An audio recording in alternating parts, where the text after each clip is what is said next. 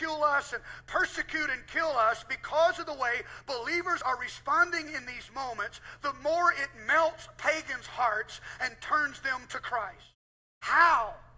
Because when pagan Rome watched Christians die like that, they knew that they were watching a people that possessed something they did not have and they could not comprehend. You know what those early Christians had? They had a firm, committed, concrete, certain belief in what John was writing about in Revelation 21. Their future hope was more real to them than their present suffering. Human beings are hope-shaped creatures. The way you live now is completely controlled by what you believe about your future. In other words, what you believe about your future will determine how you respond in the present. Here's a simple illustration. Let's say you put two guys in a dark, dingy room with no windows, and you tell them 10 hours a day, 7 days a week for the next year. You don't get a single day off for the next 365 days. This is what you're going to do. You're going to be placing a small washer and a small nut on a teeny tiny bolt.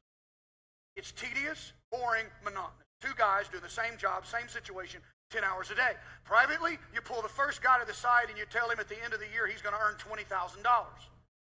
And then privately you take the second guy off to the side and you tell him at the end of the year he's going to be paid $20 million. You know what's going to happen? In the first 2 months, that first guy is going to quit. Because he can't take the tedium, the dark, the monotony, because it's just not going to be worth it to him. But right beside him, the other guy is joyfully whistling while he's working. It's the same monotonous job, the same long hours, the same bad environment, but the second guy has something the first guy didn't. A future hope that makes the present suffering pale in comparison. His belief about the future makes the present suffering worth it. What you believe about your future makes all the difference. Do you believe that when you die, you're going to rot? That this world is all you got? That one day the sun is going to burn out and civilization is going to be gone and nobody's going to remember what anybody ever did? Or does your belief align with the future hope of those early Christians? Because those are two drastically different futures.